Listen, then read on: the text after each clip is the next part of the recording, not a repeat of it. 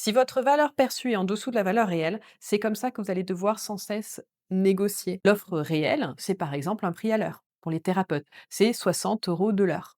Ou alors, ça va être si vous vendez un produit, bon, ben, un t-shirt, c'est 22 € le t-shirt personnalisé. Et il y a l'offre perçue. L'offre perçue, c'est justement quand on va résoudre un problème douloureux. C'est le bénéfice qu'on va apporter à sa cible. En fait, c'est le ressenti que l'on va avoir par rapport à la proposition.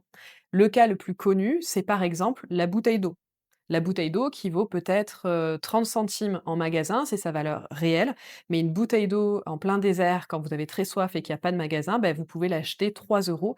Sa valeur perçue est telle que vous allez l'acheter. Donc on a vraiment le parallèle entre quelque chose qu'on utilise souvent à un certain coût fixe et puis l'offre avec valeur perçue, où l'on va essayer, pour mieux se vendre, d'augmenter la valeur perçue, qu'elle soit supérieure à la valeur réelle, qu'elle soit pas en dessous. Si votre valeur perçue est en dessous de la valeur réelle, c'est comme ça que vous allez devoir sans cesse négocier.